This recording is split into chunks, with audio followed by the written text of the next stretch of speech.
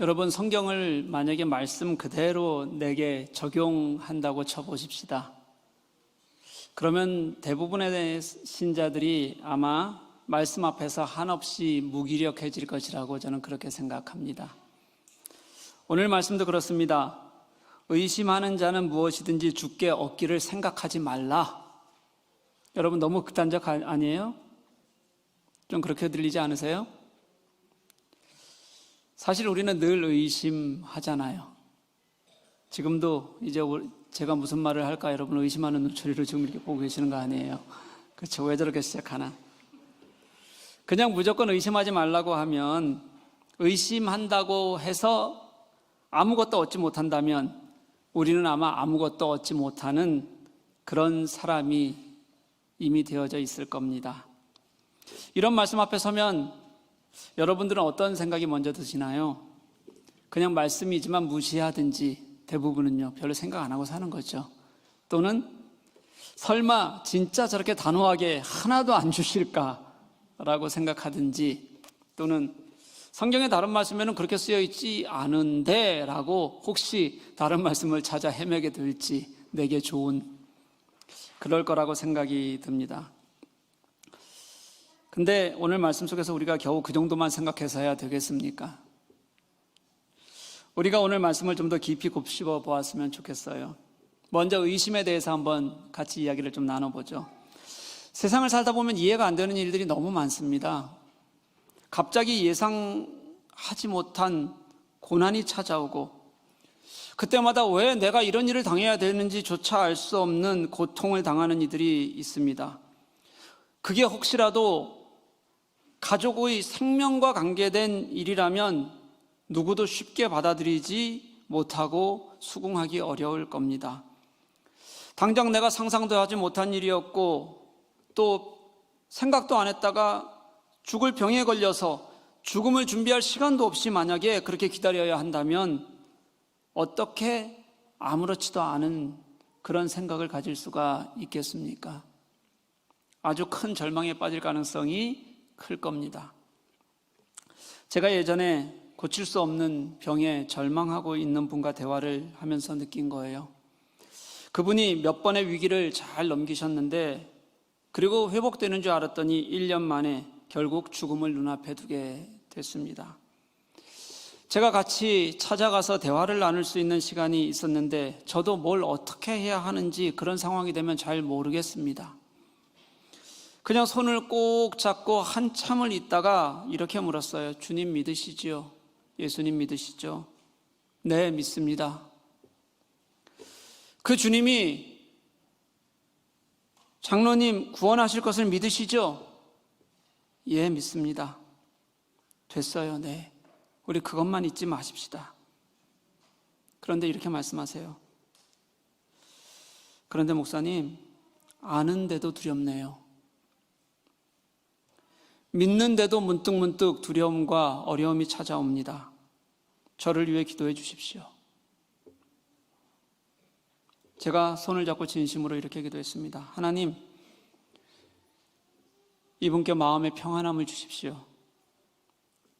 당신이 함께 하시는 것을 보여주십시오.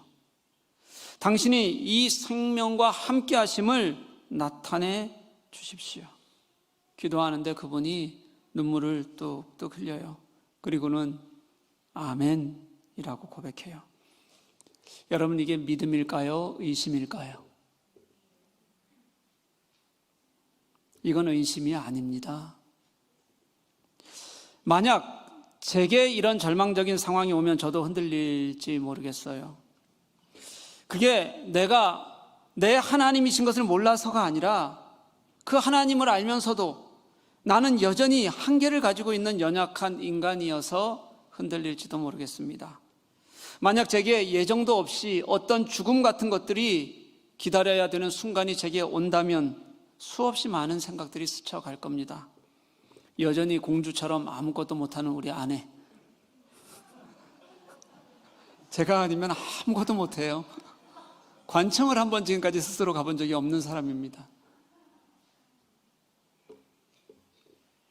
휴가로 한국에 가 있어서 지금은 볼 수 없는 큰아이,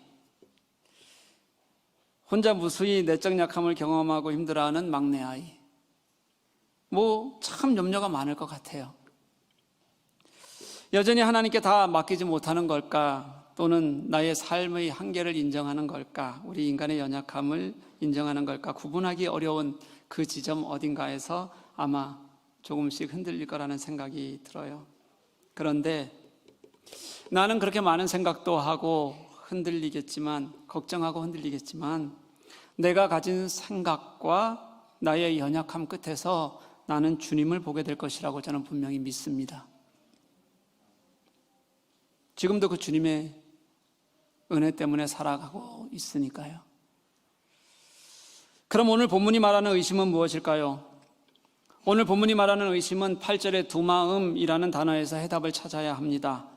우리가 지난주에 읽었던 본문과 오늘까지 읽었던 본문 6절에서 8절을 하나의 문장으로 정리하면 두 마음을 품지 말고 오직 믿음으로 구하라, 이렇게 말할 수 있을 것 같습니다. 여기에서의 두 마음을 두 마음이라는 것은 무엇인가를 추구할 때 두 곳에 같은 가치를 두고 있는 것을 말하는 겁니다. 어떤 사람이 믿음을 말할 때 그 믿음이 모두 거짓은 아닐 거예요. 그런데 그 믿음으로 괜찮을 거라는 확신도 없고, 또 내 믿음이 그만하지 못하다는 그런 생각 때문에 또 한편으로는 세상에서 제공하는 수단을 계속해서 강구하고 살아가는 것을 말합니다. 이것을 조금만 더 깊이 들여다보면요, 하나님과 세상 사이에서 왔다 갔다 하면서 자기의 유익을 찾는 사람들이라고 말할 수 있어요. 그게 성경이 말하는 두 마음이에요. 문제는 하나님을 온전히 신뢰하지 못하는 그런 의심이, 그런 두 마음이 우리에게는 당연한 것처럼 여겨진다는 게 더 큰 문제입니다. 그 두 마음조차 이건 신앙이야 라고 착각하고 살아가고 있다는 거예요.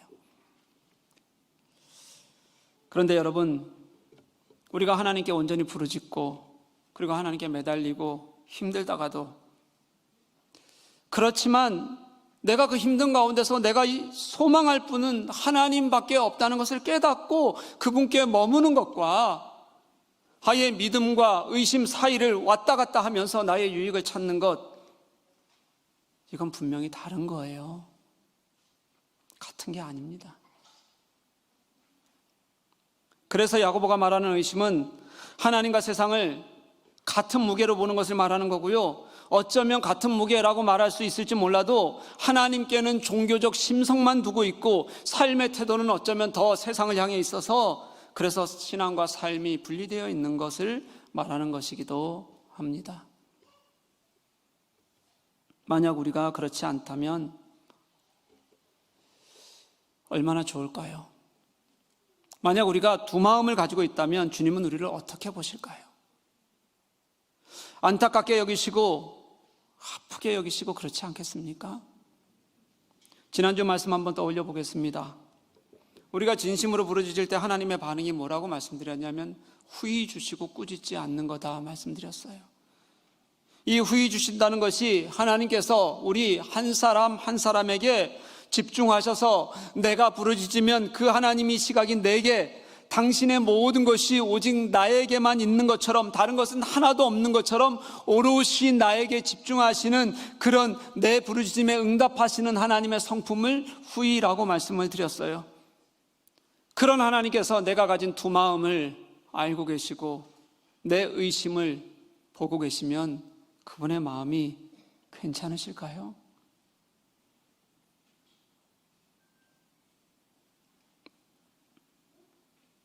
지난주에 후이라는 단어에서 보았던 나를 향한 하나님의 마음과 오늘 본문에서 말하는 두 마음, 어쩌면 이 단어는 야고보가 일부러 그렇게 비교해 놓기 위해서 쓰고 있는 단어처럼 그렇게 보여요.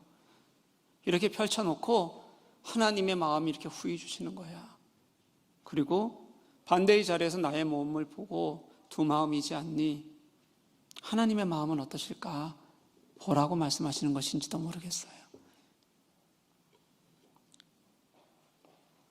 이제 더 큰 문제로 한번 들어가 보겠습니다. 그렇게 의심하는 것의 결과가 뭐냐면 무엇이든지 주께 얻기를 생각하지 말라는 거예요. 여러분 너무 극단적이고 차갑게 들리세요? 그런데 여러분, 이것은 하나님이 우리의 그래도 조금이라도 가지고 있는 마음을 매몰차게 거절하시는 것이 아니라 우리가 의심한 결과가 그렇다는 것이 문장 속에서 들어가 있어요. 의심하는 사람은 무엇이든지 주께 얻기를 생각하지 말라 해서 이 생각하지 말라가요, 수동형태의 명령형인데요. 무슨 의미냐면 이미 얻을 수 없다고 생각하는 것이 내 마음 속에서, 내 의지 속에서 결정되어져 있어서 그렇게 갈 수밖에 없는 상태, 얻지 못할 것을 이미 안다는 그런 뜻으로 쓰여진 단어예요. 다시 말하면 두 마음을 가지고 있으니 내가 하나님께 집중하는 것도 세상에 다리를 걸치면서 그렇게 하는 것이라서 눈치 보고 하나님을 떠나 있으니 나는 내가 이미 얻을 수 없다라는 것을 우리 스스로 잘 알고 있다, 이런 뜻이에요. 그러니 마음은 점점 어디로 가겠어요? 세상을 향해 가는 거죠. 그래서 야고보는요, 우리의 이 두 마음이 무엇인지를 야고보서 4장 8절에서 분명히 가르쳐줘요. 하나님을 가까이 하라. 그리하면 너희를 가까이 하시리라. 죄인들아, 손을 깨끗이 하라. 두 마음을 품은 자들아, 마음을 성결하게 하라.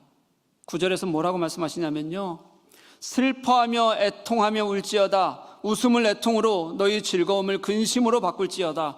이건 강한 명령형이에요. 아예 선지자적인 선포에 해당해요. 두 마음을 품었다는 것이 우리 속에 성결하지 못한 죄성이어서 통곡하면서라도 돌아와야 될 그런 마음이라고 하나님께서는 야고보를 통해서 우리들에게 가르쳐 주시는 거예요.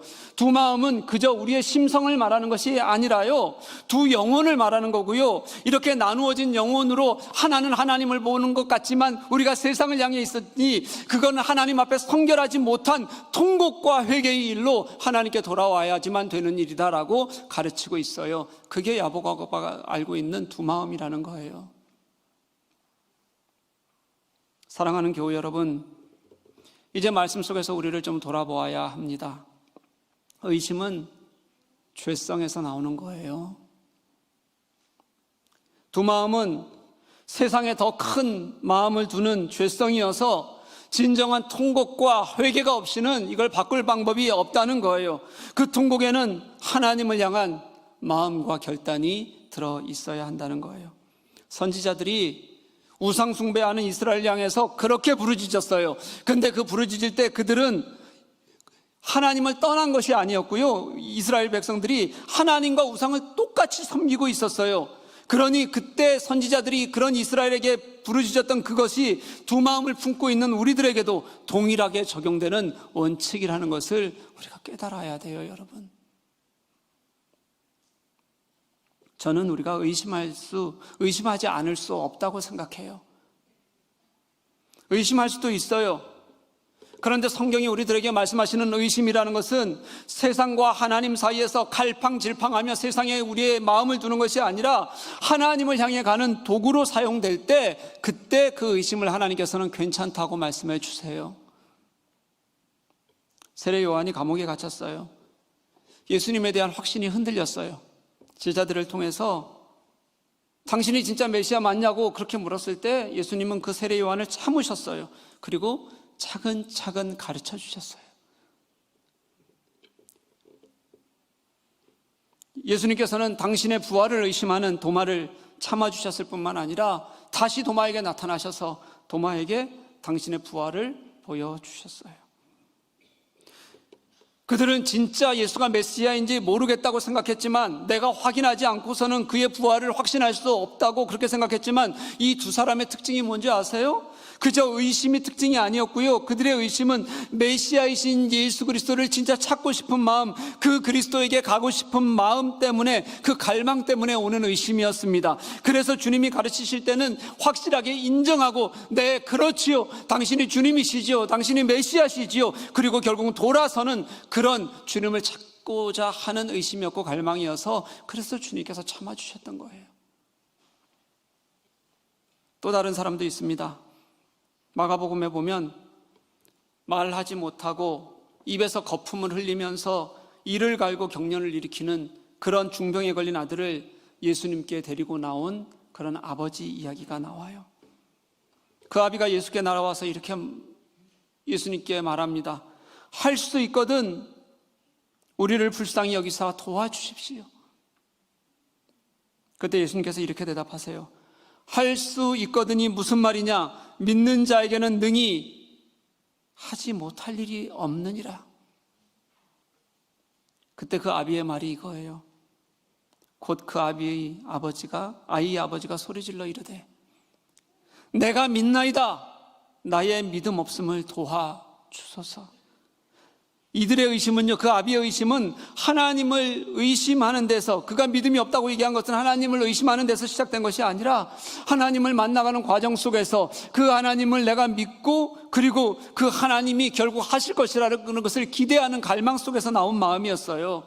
그들은 세상 속에서 자기의 유익을 만들기 위해서 왔다 갔다 하는 두 마음을 품은 것이 아니라 그리스도께서 내 마음 속에서 일하시기를 소망하면서 예수께 찾아가고 그 예수께 부르짖은 거예요. 당신이 진짜 주님이십니까? 그럼 내게 일하십시오. 여러분, 의심하려면 의심하기 위해서가 아니라 내가 뭐라고 주님께 묻든, 내가 뭐라고 주님께 부르짖든 그 뒤에 숨어 내 것을 챙기는 것이 아니라 그 내가 부르짖는 그 너머에 계시는 예수 그리스도를 향해서, 하나님을 향해서 전심을 다해 내가 당신을 향해 신뢰하고 나아가겠습니다라는 그런 고백 안에서 부르짖음도 있어야 되고 질문도 있어야 되는 거예요. 그래야 주님이 들으시는 거죠. 사랑하는 교우 여러분, 이게 하나님을 신뢰하는 신자입니다. 믿으십니까? 하나님이 우리에게 아낌없는 온전한 집중을 하고 계시니까 내가 때로는 어려울 때가 있어도, 때로는 넘어질 때가 있어도 결국 그 주님이 하실 거라는 것을 갈망하는 마음이 저는 믿음이라고 생각해요. 두 마음을 품는다는 것은 예수께서 그렇게 하지 말라고 말씀하셨던, 그렇게 경고하셨던 하나님과 만몬을 동시에 섬기는 것과 본질적으로는 다르지 않습니다. 본질적으로 똑같아요. 그래서 두 마음은 지난주에 우리가 보았던 말씀처럼 성난 바다에 잠겨가는 배처럼 무너지게 될 것이 너무 당연합니다. 그러니 그러지 말자는 거예요. 이제 그 아무런 힘도 없는 큰 파도 속에 초라하고 무기력한 작은 배가 아니라 내게 어떤 폭풍우가 닥쳐오고 그리고 어떤 어려움이 있어도 하나님의 응답하심에 보호받는, 아무리 어려워도 그 하나님을 내가 갈망하고 부르짖으면 결국 그 하나님이 나를 지키실 것을 믿고 나아가는 것이 바로 우리의 신앙이어야 한다는 거예요. 오늘 우리는 추수감사주일로 지키고 있습니다. 말씀을 준비하면서 한 해 동안 나를 향하신 하나님의 일하심을 돌아보았습니다. 작년 10월 말에 분리개척을 하고 다시 교회를 세워가는 과정이 쉽지 않았습니다. 쉽지 않았던 가장 큰 이유는 코로나라는 현실 때문입니다. 우리는 여전히 마스크를 써야 하고, 그러니 교우들 얼굴을 서로 보지 못하는 상태로 여전히 계속 지내고 있습니다. 찬양이 허용이 되었지만 마스크로 가려진 입술을 여는 것에 모두들 소극적이 되어져 버렸습니다. 마스크를 썼으니 호흡이 어려워서 찬양을 못하시는 분들도 있고, 또 아예 입술을 열어서 찬양하기를 이제는 부담스러워 하시는 분들도 있습니다. 찬양이 아니라도 우리의 입술을 열어서 기도 후에 아멘이라고 한번 우리가 고백하고, 우리가 신앙 고백을 한 다음에 아멘이라고 한번 고백하는 것조차 우리에게는 잘 안 될 만큼 심리적인 위축을 경험하고 있습니다. 이런 가운데 교회를 다시 세워가는 과정이 쉽지가 않습니다. 우리는 여전히 연약하다는 것을 고백할 수밖에 없습니다. 그런데 이런 어려움 속에서도 하나님께서는 얼마나 기적적으로 일하시는지, 당신이 은혜 가운데 함께 하십니다라고 고백하지 않을 수 없는 일들이 우리 교회는 넘칩니다. 우리는 한계를 고스란히 가지고 있는데도 불구하고 하나님은 그래도 간절히 원하는 우리의 기도를, 소망을 하나씩 들어주십니다. 저 개인적으로 올해는 참 어려운 한 해였습니다. 물리적인 시간과 사역에도 힘에 부쳤고, 그렇게 애를 써도 아무리 노력을 해도 이 코로나라는 물리적인 한계에 한없이 부딪힐 때마다 아무리 하나님께 부르짖어도 답이 없는 것 같은 그런 상황에 직면할 때가 수없이 많았습니다. 잠을 줄여가면서 매달리는 것 외에는 제가 할 수 있는 것이 없었습니다. 그러다 보니 여러 가지 소홀해지는 것들이 생기고 가정에도 소홀해질 수밖에 없는 거죠. 늘 가족들에게는 미안한 마음을 가지고 살아갑니다. 그런데도 또 개인적으로도 감사할 것이 또 너무 많습니다. 어떤 상황 속에서도 주님이 내 하나님이심을 고백하게 하는 것이 너무 좋습니다. 하나님이 우리 교회에 일하시고 당신이 계신 것을 이 어려운 환경 속에서도 늘 발견하게 하시는 것이 너무 좋고, 한번 어려움 속에 있다가도 그것을 발견할 때마다 하나님이 내게 주시는 은혜가 이렇게 크구나라고 고백할 수 있는 것도 제게는 너무도 감사한 일입니다. 진심으로 그렇습니다. 그럼에도 불구하고 또 저를 보면 저는 하나님 앞에서 더 진실해져야 하는 사람이고 더 깨져야 하는 사람입니다. 그런 연약함이 있으니 하나님을 더 갈망하게 되고, 그렇게 하나님을 갈망할 때마다 당신을 향해 더 집중하게 하시는 하나님이 또 감사합니다. 여전히 답을 찾기 어려운 환경 속에 있지만 무한 반복하는 이 환경 속에서 하나님은 늘 감사의 조건들을 제게 잊지 않게 하십니다. 우리 집에 라떼가 있잖아요. 오랜만에 얘기하죠. 얘가 제 껌딱지입니다. 라떼를 보면 저에게 자기의 모든 것을 표현하고 싶어 하는, 제게 집중한다는 것을 아주 언제나 분명하게 볼 수가 있습니다. 그런데 제가 오늘은 라떼 얘기 말고요, 다른 강아지 이야기 들었던 얘기를 좀 하나 해드리려고 해요. 이 작은 강아지가 하나가 있었는데 교통사고를 크게 당했다고 합니다. 어떻게 큰 수술을 해서 이 아이를, 강아지를 살리긴 했는데 갈비뼈가 다 부러지고, 그래서 몸을 제대로 움직이기가 이렇게 어려우니까 그 수술 이후에, 사고 이후에는 몸을 진짜 이렇게 웅크리고서 하루 종일 이 자세로 자기 집에만 있는데요. 하루 종일 안 움직인다는 거예요. 잠깐 먹을 때와 물 마실 때 그 앞에 있는 데만 움직이는 거예요.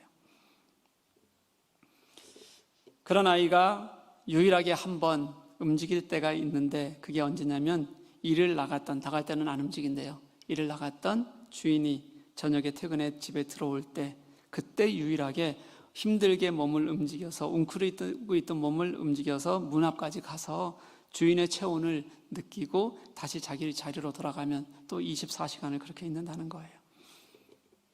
그 강아지에게는 24시간 만에 한 번 그때 들어온 주인의 체온을 다가가서 느끼는 것, 그게 그 강아지에게는 유일한 움직임이고 그 강아지에게는 유일한 갈망인 거죠.